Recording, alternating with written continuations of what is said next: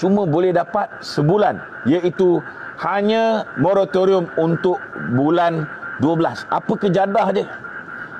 Saya nak beritahu hari ini, kesan daripada kamu melarang rakyat daripada bekerja mulai bulan 3. Tak boleh keluar rumah, pendapatan tak ada. Bila pendapatan tak ada, apa jadi pada peniaga pasar malam?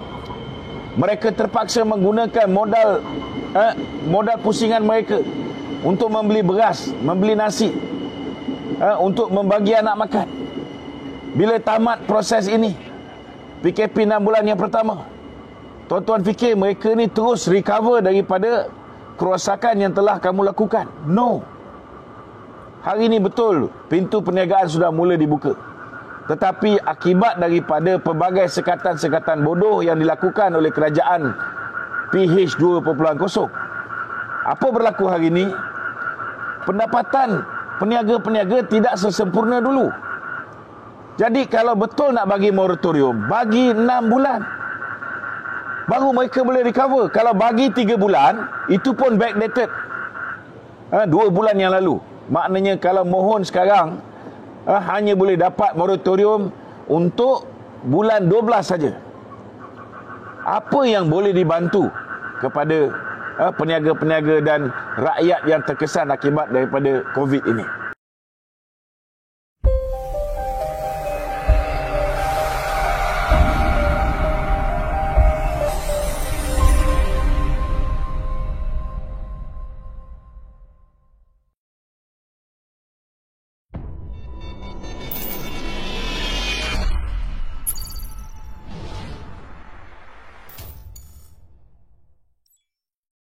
Jangan lupa subscribe Ingat subscribe Okey. Assalamualaikum warahmatullahi taala wabarakatuh. Malam ni kita ke udara sekali lagi untuk membincangkan isu berhubung masalah-masalah yang dihadapi oleh pencarum-pencarum KWSP dalam mengeluarkan KWSP mereka, dan dalam masa yang sama masalah-masalah yang dihadapi oleh rakyat dalam mendapatkan apa yang dipanggil sebagai moratorium.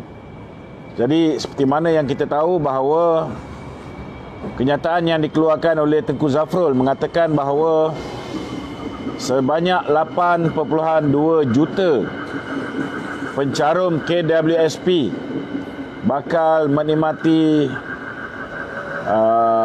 kebenaran untuk mengeluarkan duit yang mereka sendiri carum. Duit sendiri, bukan duit kerajaan. Tapi malangnya, nampak gayanya elemen-elemen penipuan sudah pun boleh kita lihat dengan jelas. Sombong amat. Kerana kalau dikatakan 8.2 juta pencarum boleh mengeluarkan duit KWSP mereka, memang ternyata bahawa Tengku Zafrul, Muhyiddin Yassin telah pun melakukan penipuan, tuan-tuan. Ini berdasarkan beberapa perkara yang telah pun kita kenal pasti telah berlaku dalam tempoh 1-2 hari ini apabila berlakunya permohonan oleh rakyat, baik dari segi permohonan untuk mendapatkan moratorium, begitu juga dengan permohonan untuk mengeluarkan duit KWSP. Begitu juga terdapatnya kenyataan yang dikeluarkan oleh kaki tangan KWSP yang boleh kita guna pakai sebagai garis panduan, sama ada apa yang diperkatakan oleh Tengku Zafrul ketika menggulung perbahasan belanjawan di peringkat dasar pada 26 hari bulan yang lalu, jelas meleset, jelas tidak benar sama sekali.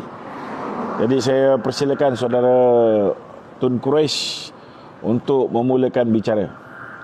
Okey, Datuk. Assalamualaikum, Tok. Dekat sikit. Okey.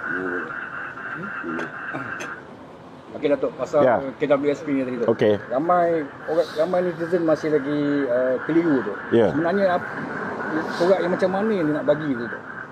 Kita tengok ada banyak birokrasi pula kat situ.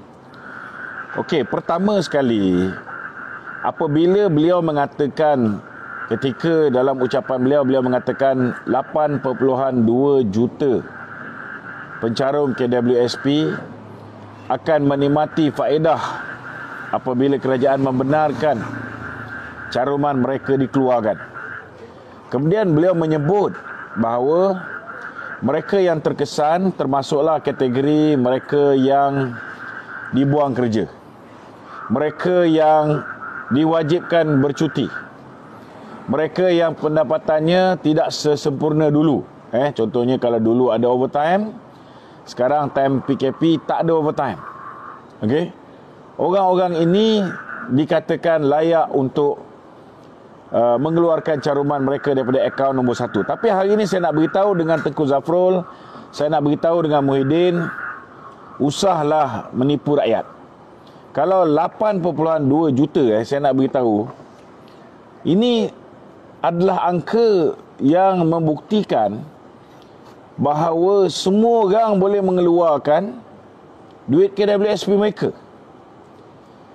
Kalau dia sebut 8.2 juta, rakyat biasa pun tak tahu pencarum KWSP ni, setahu saya ada 7 juta lebih.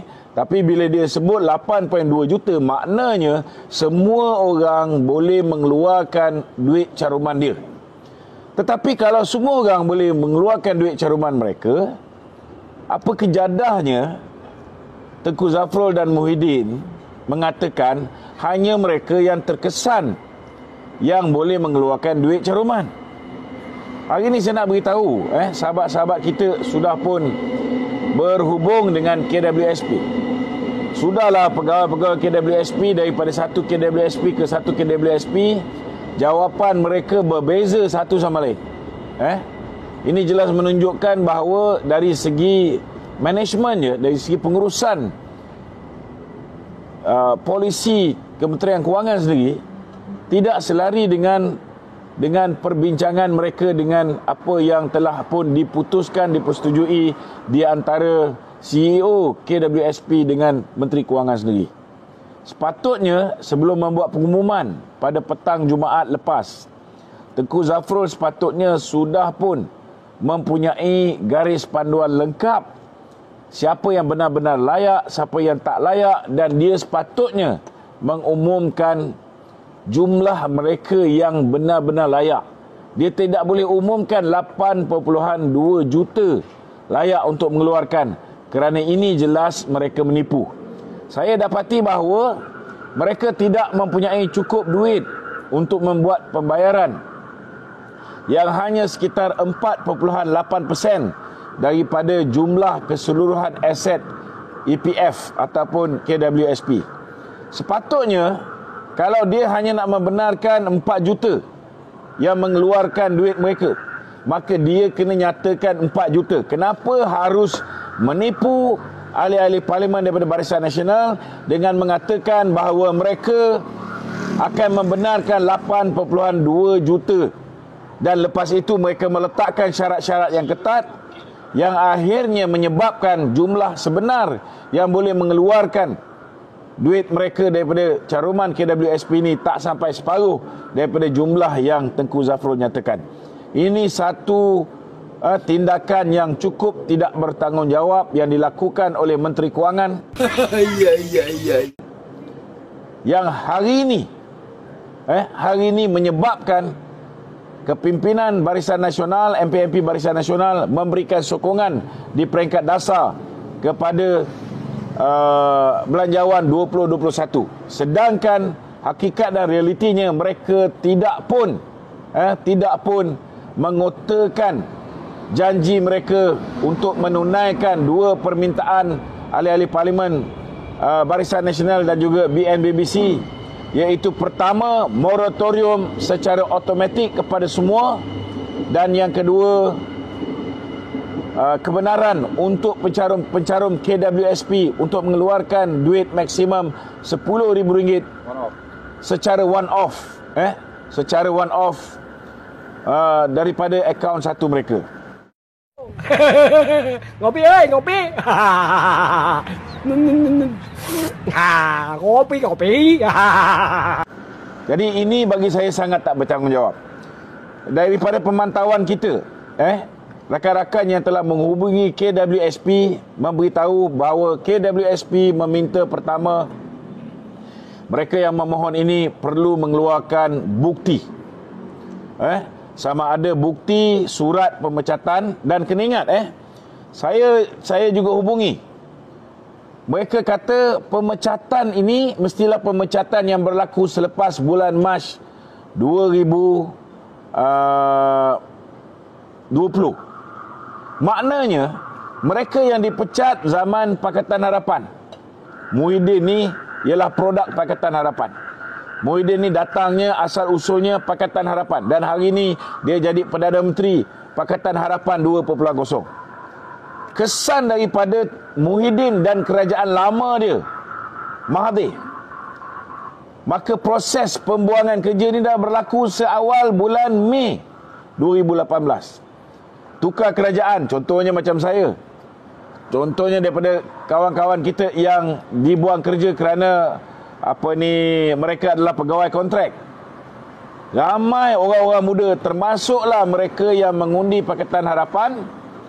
Mereka ini hari ini bila cuba untuk mendapatkan moratorium, bila cuba untuk mendapatkan duit KWSP mereka sendiri, mereka tidak dibenarkan.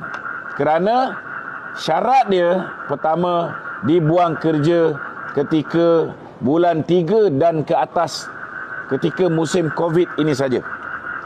Kedua, mereka yang diarahkan bercuti, cuti wajib, maknanya cuti tanpa gaji.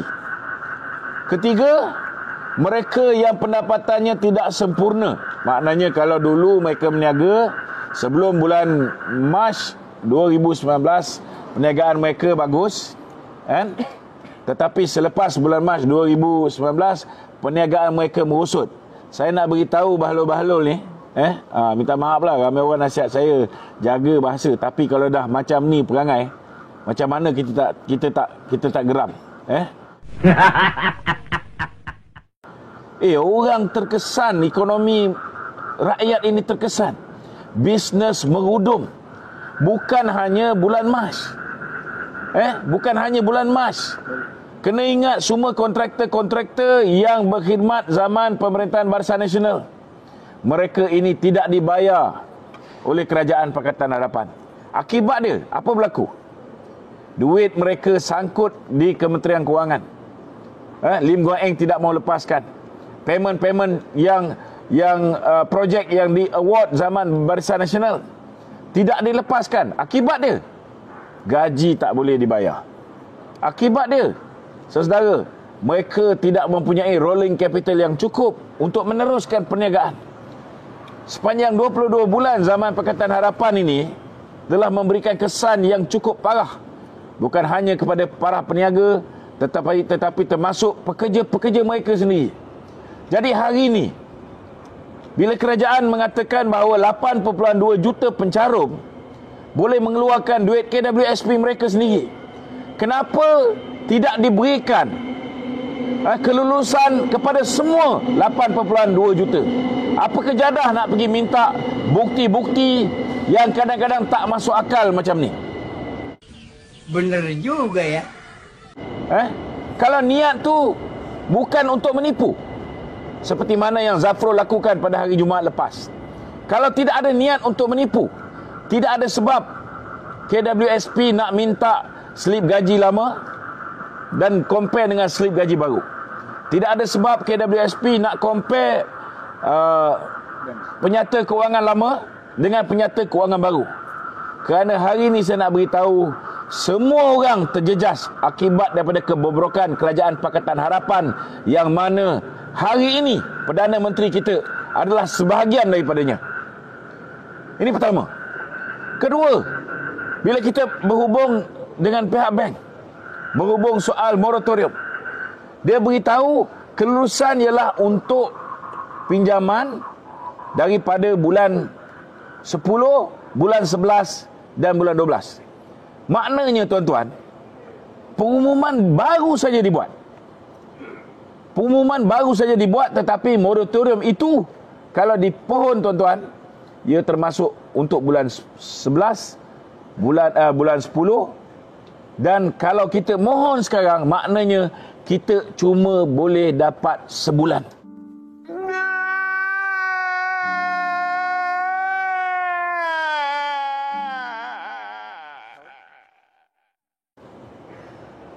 cuma boleh dapat sebulan, iaitu hanya moratorium untuk bulan 12. Apa kejadah je. Saya nak beritahu hari ini kesan daripada kamu melarang rakyat daripada bekerja mulai bulan 3. Tak boleh keluar rumah, pendapatan tak ada. Bila pendapatan tak ada, apa jadi pada peniaga pasar malam? Mereka terpaksa menggunakan modal pusingan mereka untuk membeli beras, membeli nasi, untuk membagi anak makan. Bila tamat proses ini, PKP 6 bulan yang pertama, tuan-tuan fikir mereka ni terus recover daripada kerosakan yang telah kamu lakukan? No. Hari ini betul pintu perniagaan sudah mula dibuka. Tetapi akibat daripada pelbagai sekatan-sekatan bodoh yang dilakukan oleh kerajaan PH 2.0, apa berlaku hari ini? Pendapatan peniaga-peniaga tidak sesempurna dulu. Jadi kalau betul nak bagi moratorium, bagi 6 bulan. Baru mereka boleh recover. Kalau bagi 3 bulan, itu pun backdated. 2 bulan yang lalu. Maknanya kalau mohon sekarang, hanya boleh dapat moratorium untuk bulan 12 saja.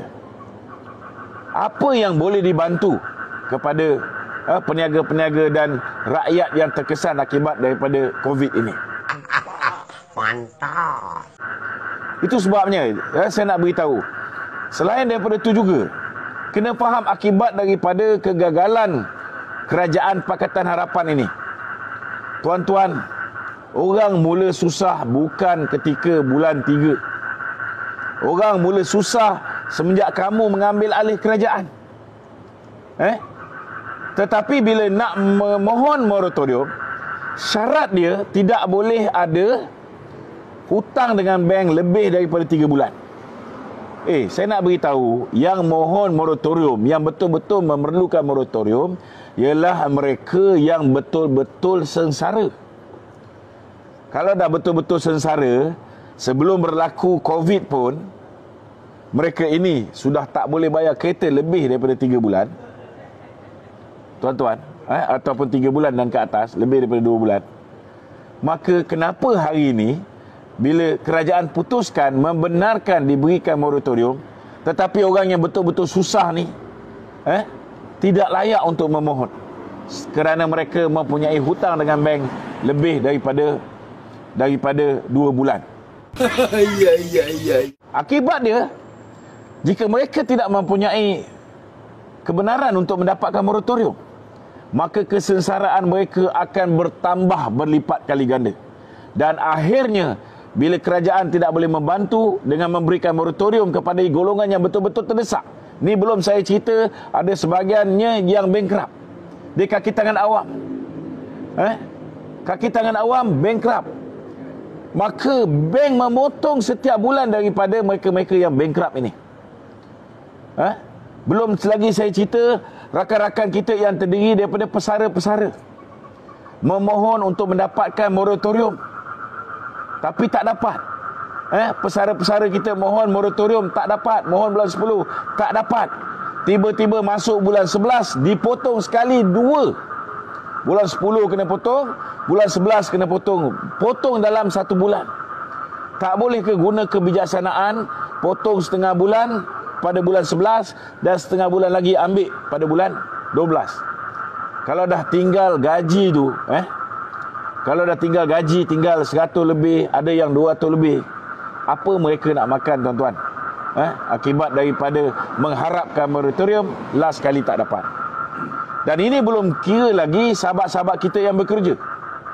Ada di antara sahabat-sahabat kita masih bekerja, tetapi kerja tak seperti dulu. Dulu ada overtime, dulu ada klaim perjalanan, dulu ada pendapatan-pendapatan sampingan daripada kerja yang mereka buat. Tetapi saudara, bila mereka memohon untuk mendapatkan moratorium, mereka hanya diberikan 50% saja pengurangan. Maknanya 50% tetap kena bayar.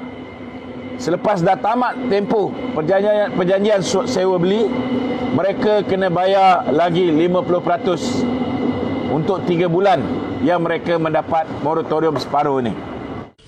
Benar juga ya. Ini akan lebih membebankan sahabat-sahabat kita. Jadi, saya rayu kepada sahabat-sahabat daripada Barisan Nasional. Hari ini nampak jelas bahawa Muhyiddin Zafrul sudah pun mengencing kita. Mengencing ahli-ahli parlimen, memberikan gambaran kononnya apa yang dipohon oleh ahli parlimen daripada Barisan Nasional, iaitu moratorium automatik. Kononnya dah dapat, rupa-rupanya tak dapat, tuan-tuan. Tidak ada sebenarnya moratorium automatik. Tidak ada.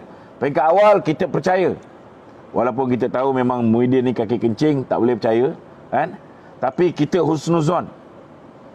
Kita mula dengan memberikan peluang untuk mereka membuktikan. Hari Jumaat mereka sebut hari Sabtu sudah nampak, tuan-tuan, berputik. Usaha untuk mengencing rakyat ini berterusan. Saudara, itu sebab kita minta pada ahli-ahli parlimen daripada Barisan Nasional, selagi mereka tidak memberikan kenyataan bahawa moratorium diberikan secara automatik kepada semua, dan kita minta supaya pihak bank tidak meletakkan sebarang syarat secara automatik. Tak perlu nak pergi merayu. Tak perlu nak kena merayu.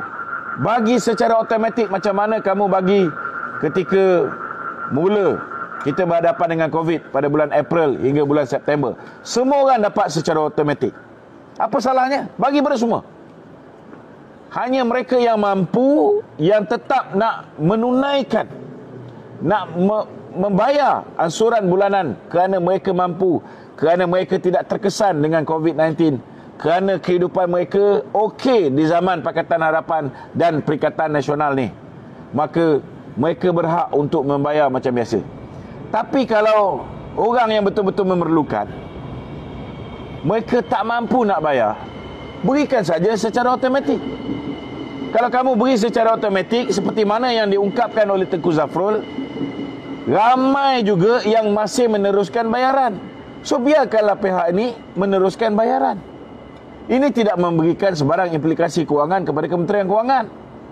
Tak macam KWSP. KWSP saya faham sangat. Muhyiddin dia umum nak buat tu, nak buat ini, mana duit dia nak cekau? Dia nak cekau duit KWSP kita. Tuan-tuan, itu sebab dia tak nak rilis secara automatik kepada semua pencarum. Dan bila kita tekan, bila BNBBC memberikan kata dua, dia memberikan harapan palsu, janji palsu.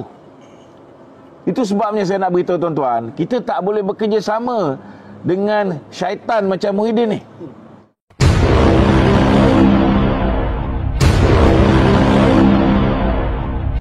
Kalau kita bekerjasama dengan manusia macam Muhyiddin, yang jelas tuan-tuan merupakan boneka kepada Mahathir Mohamad, maka tidak ada apa yang akan kita perolehi, tuan-tuan, melainkan akhirnya kita akan dikencing oleh Muhyiddin seperti mana Mahathir Anwar Ibrahim, Pakatan Harapan mengencing kita pada pilihan raya umum yang ke-14 yang lalu. Semua 60 janji, hanya satu je ditunaikan, iaitu menghapuskan GST yang akhirnya mengundang malapetaka kepada negara. Ini dua benda yang saya nak sentuh malam ni. Ada sebarang soalan lain? Okey tu. Okey, selain daripada moratorium dan KWSP tu, ini hal ada rungutan daripada rakyat mengenai BPN. Ada juga yang tak dapat tu sebab alasannya ada SSM, tapi sedangkan diorang ni ada yang bankrupt tu, tak boleh berniaga, tak ada pendapatan. Kenapa tak boleh bantu diorang ni? Okey, pertama sekali nak kena faham bahawa apabila kalian membuat SSM, maknanya kita telah memohon lesen perniagaan. Bila kita memohon lesen perniagaan, adalah menjadi tanggungjawab kita. Adalah menjadi tanggungjawab kita untuk isytihar kepada lembaga hasil dalam negeri dapatan ataupun hasil daripada perniagaan tersebut. Jadi cadangan saya pertama sekali, bagi orang yang buka perniagaan, tetapi last kali tak berniaga pun, maka pergi ke SSM balik, isi borang, tutup syarikat tersebut dan isytihar bahawa kita tidak sempat pun memulakan perniagaan. Tapi kalau nama masih ada dan kamu tidak declare, maka itu adalah hak Kementerian Lembaga Hasil Dalam Negeri untuk tidak memberikan bantuan. Ini kena faham. Itu salah kita. Okey. Kedua, ada orang dia berniaga, dia buka SSM, dapat lesen, dia berniaga 2 bulan. Lepas tu dia tak berniaga. Ini pun sama juga. 2 bulan tu hasil tu perlu diperjelaskan kepada Lembaga Hasil Dalam Negeri. Kalau kamu tak jelaskan hasil 2 bulan itu, maka sekiranya kamu punya hak untuk mendapatkan BPR ataupun bantuan rakyat, bantuan prihatin rakyat, maka itu pun kita tak boleh salahkan kerajaan. Ini kita kena be fair. So ini pun kita kena be fair. Kita kena jelaskan. Kita kena jelaskan. Kita kena jelaskan. Kita kena jelaskan kedudukan kita di mana. Kalau misalnya kita berniaga, kita berniaga dan ada hasil daripada perniagaan tu. Ada orang dia berniaga 2 bulan, dia betul-betul buat duit lebih daripada orang yang berniaga setahun. Jadi kalau tak dapat bantuan BPR tu, tak boleh salahkan kerajaan. Okey. Jadi saya minta pada sahabat-sahabat, ada setengah-setengah tu dia tak tahu pun bahawa nama dia ni orang guna untuk buka pendaftaran syarikat. Dulu memang boleh berlaku. Maknanya ada orang guna nama kita, anak kita guna nama kita, bapa kita guna nama kita untuk berniaga, tak beritahu kita. Tahu-tahu je nama kita ada kat SSM. Dulu boleh berlaku. Tetapi hari ni bila kita nak buka perniagaan, kita kena bawa MyCard kita. MyCard kita kena masuk dalam slot biometric system dan kita kena bagi thumbprint. Jadi tak ada alasan mengatakan orang boleh menipu, membuat syarikat tanpa kebenaran kita. Kalau berlaku, maka segeralah pergi ke SSM dan segeralah membuat laporan.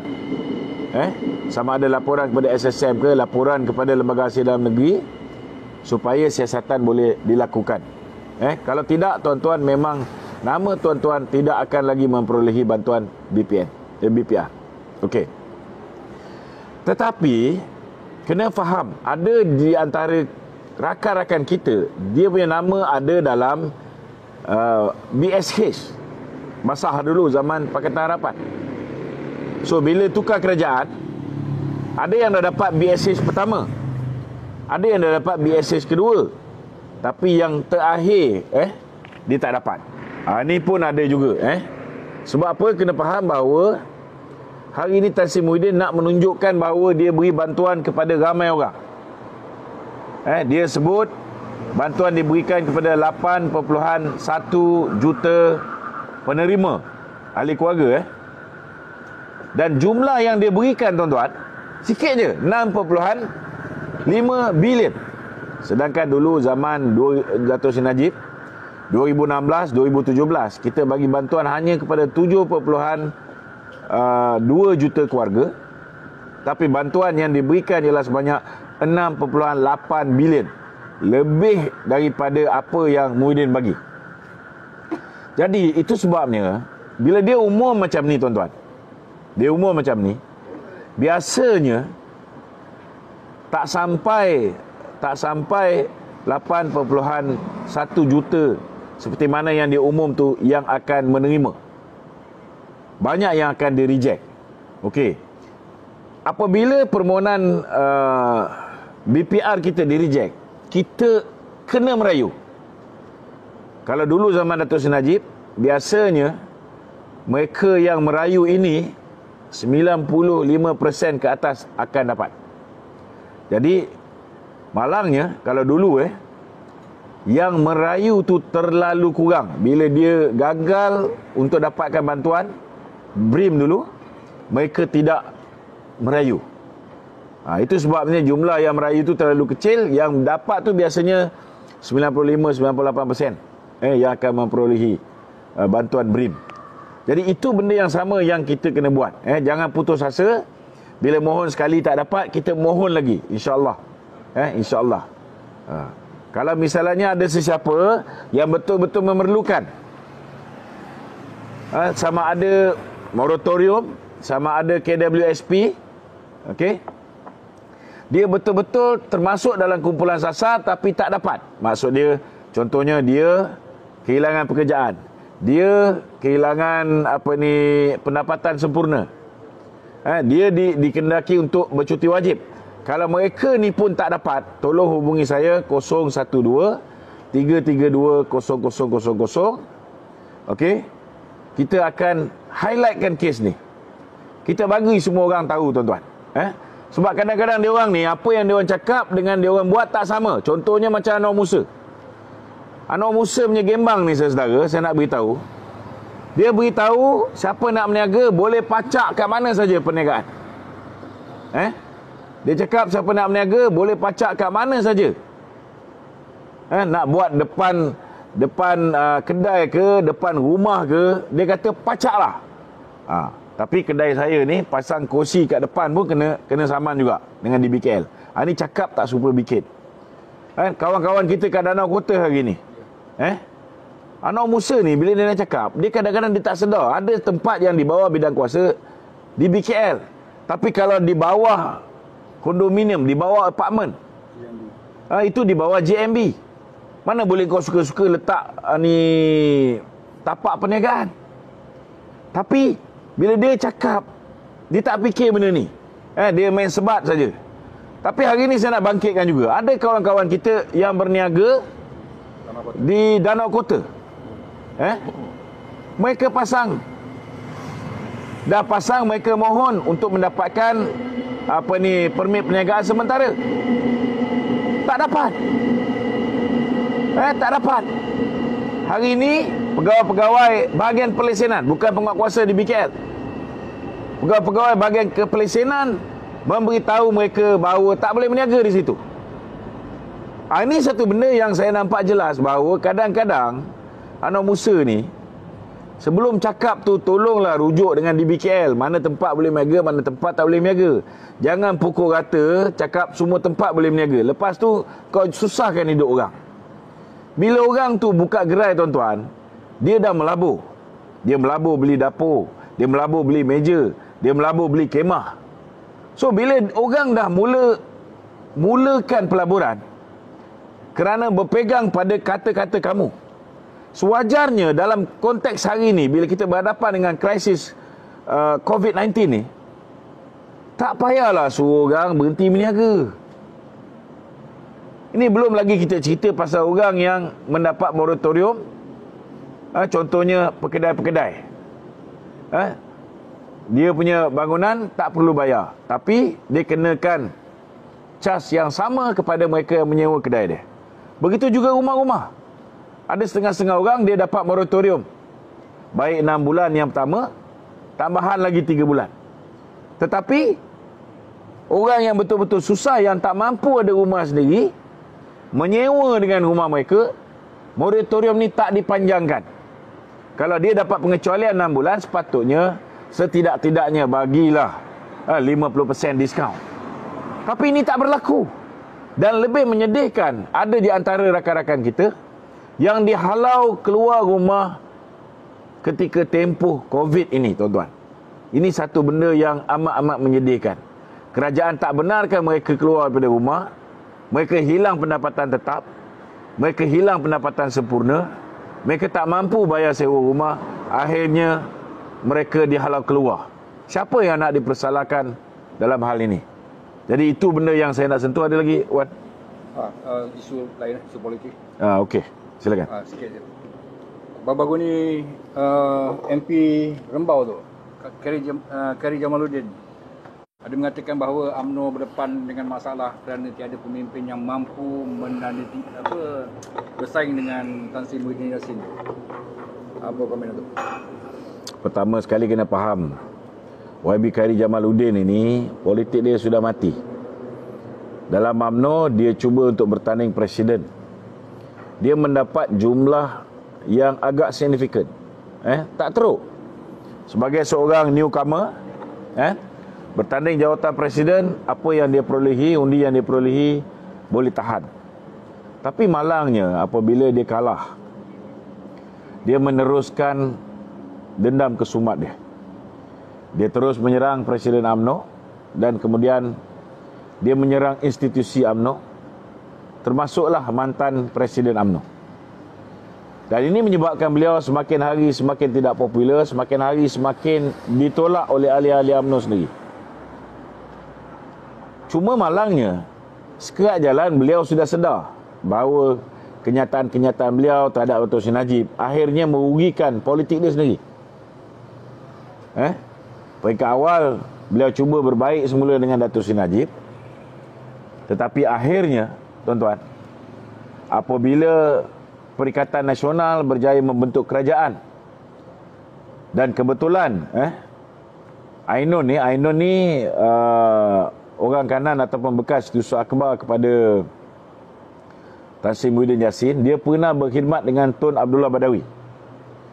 Atas dasar itulah Ainun telah meletakkan nama Khairi Jamaluddin sebagai menteri di dalam kabinet, sedangkan nama dia langsung tidak dicalonkan sebagai wakil UMNO untuk diangkat menjadi menteri. Jadi bila dia dapat kuasa ni saudara, dalam keadaan dia tidak mewakili parti, maka dia menjadi lidah rasmi kepada Muhyiddin Yassin, sama seperti Anwar Musa. Walaupun dia mewakili parti, walaupun namanya dicadangkan oleh presiden parti, tetapi kiblat dia tuan-tuan bukan kepada Presiden UMNO, tetapi kiblat dia kepada Presiden Bersatu. Jadi itu sebabnya saya nak beritahu saudara, kalau manusia bernama Anwar Musa, manusia bernama Khairi Jamaluddin bicara soal UMNO tidak ada kepimpinan yang lebih baik daripada Khairi Jamaluddin, saya mencadangkan dua-dua manusia ni tinggalkanlah UMNO. Tinggalkan UMNO. Kalau kamu tidak yakin dengan BN leadership, if you are not confident with UMNO leadership, then please leave UMNO and join Bersatu. Jangan basi masa kat dalam parti kita. Jangan basi masa. Orang yang setia dengan UMNO, yang menentang kerjasama kamu dengan Mahathir dulu, kamu singkirkan daripada parti. Tapi akhirnya hari ini rakyat sudah boleh melihat siapa sebenarnya gunting di dalam lipatan. Itu sebab bagi saya, jangan basi masa dengan dua manusia ni. Biarlah dia nak sokong Muhyiddin, teruskan. Cuma rakyat Malaysia yang bijaksana tahu bahawa riwayat politik Muhyiddin ini paling tinggi pun tuan-tuan sampai pilihan raya yang akan datang. Itu pun bergantung kepada kepimpinan UMNO hari ini. Saya belum nak ulas tentang kepimpinan UMNO hari ini. Saya bagi peluang untuk mereka menjelaskan, kerana hari ini Tan Sri Muhyiddin mengatakan beliau telah bersekemuka dengan Datuk Seri Zahid Hamidi dan mereka telah capai kata sepakat bahawa mereka akan menyertai pilihan raya umum yang ke-15 secara bersama. Dalam erti kata lain, kerusi UMNO akan diserahkan kepada PPBM untuk ditandingi. Malam ni saya tidak akan ulas. Kita bagi peluang untuk Presiden UMNO menjawab Tan Sri Muhyiddin. Sekian, Assalamualaikum warahmatullahi wabarakatuh. Jangan lupa subscribe Ingat subscribe